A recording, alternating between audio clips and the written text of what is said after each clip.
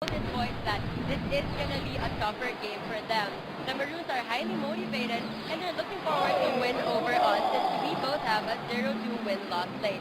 But if the Falcons play the way they did against Ateneo and FEU, Coach Leo is confident that they will win this game. Despite being the bottom of the standings, Coach Leo is still positive about the season for the Falcons. He said, "Huwag kayong panghinaan ng loob. Masyado pang maaga at marami pang pwedeng mangyari." As for Alan Atrone, he is fit and ready to play and it's up to Coach Leo when to field it in. Anton? Thank you very much, Apple, for that courtside report that was brought to you by Samsung Galaxy Tab 2. Life just got better. And I was wondering, actually, about the condition of Alan Etrone entering this game. Because remember, in the last game against FU, he sprained his left ankle late in the fourth. And he's one of the crucial players for Coach Leo Austria because he's their backup point guard. Actually, he was a shooting guard who was just converted to a point guard because they lost their two most important point guards from last year. And that's a great point, Charles. Losing Jerry Cañada and, of course, Lester Alvarez is not so easy for Leo Austria, having to go with a seldom used point guard, Ryan Monteclaro, in the starting five. And in the last game, he was forced to use. He's quite long and he's also athletic, so it's really tough to box out a guy like him. One of the things I noticed, Charles, in the third quarter of Adamson's game against FEU, he used Alan Etrone for majority of the second half. And it seems that he's using Etrone again for majority here of this first half. Well, again, it's Coach Leo's decision, but maybe Monteclaro still has to continue to prove himself, and he's happy with how Etrone has been running things for him offensively. You saw a block a while ago brought to you by Rexonament with 50% more lasting protection. Spray on the confidence. So the rebounding numbers, Charles, 18 for Adamson, only 7 for UP. Well, the problem there is that UP hasn't really been getting stops. Adamson's still shooting 60% as of the moment, so there's not many rebounding opportunities for UP. And now we see our most improved player last year, Jet Manuel. It's nice to finally see him in the game. Jet Manuel, so far for Coach Ricky Dandan, only 2 points in this ball game. Cruz against Silungan. And that basket will not count. The foul came way before that day. Coach Leo Austria is hoping that that shot would get his starting center going. 7-point advantage for the soaring Falcons. Lopez off the glass, does not fall. Cabrera with the rebound. Etrone again playing the point for majority of the time for Coach Austria. Lead pass. Gets it to Lopez. Coach Ricky is livid in the sidelines, Charles. Looked like Lopez was fouled on that play, and Coach Ricky definitely showing his displeasure about that. That was that nice floater that you were talking about from Jello Montecastro.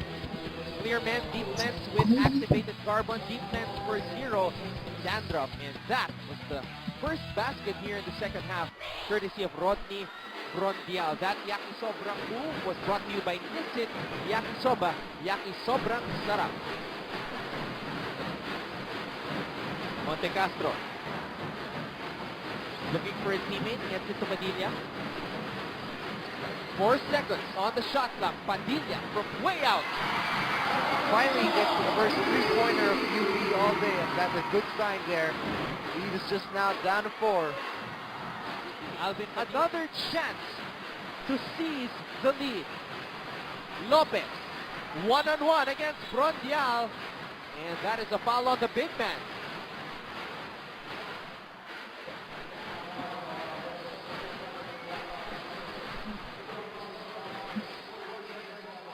Four minutes and 12 seconds remaining. Inbounds play for Coach Ricky Dandan's boys. Free throw shooting for both teams terrible right now. 7 for 16 for UP, while 8 for 15 for Adamson. A little bit over 50%. Montecastro offensive rebound. Oh, he just got drop kicked there by Eric Byers, and Brondial has that basketball.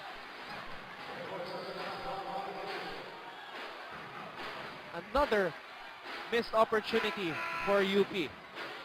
Coach Ricky Dandan quickly making a defensive substitution here, putting in the bigger Jello Montecastro in for Mike Gamboa. Montecastro has been doing a good job also pressuring the ball all game. Jello Montecastro has 7 points for the Fighting Maroons as we approach the final moments of this exciting matchup between Adamson and UP. Cruz asking for a clear out now. Cruz. Oh, ho, ho! 19 points for Jericho Cruz. He has turned the Mall of Asia Arena into his personal playground on this rainy Sunday afternoon.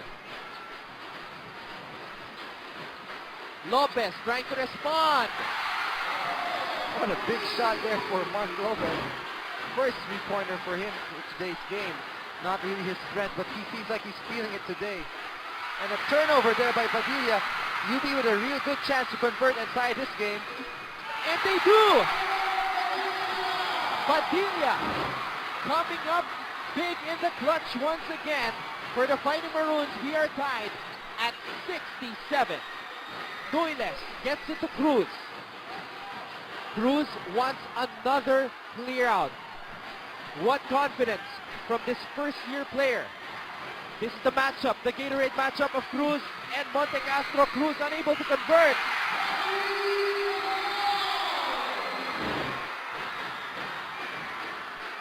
Adamson has reclaimed the lead. Looks like UP's now out of timeouts, but this team is just so hard to put away. Let's see if they can still find a solution here. They're taking their time though. They need to be attacking right now. Lopez has the basketball. 4 for the game. No! Etrone with the ball, and Adamson University escapes.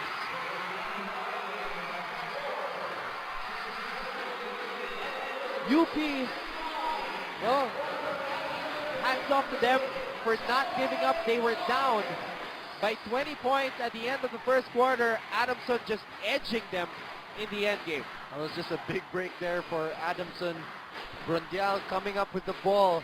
He just seems to be at the right place at the right time always, but still you have to give credit to the Fighting Maroons.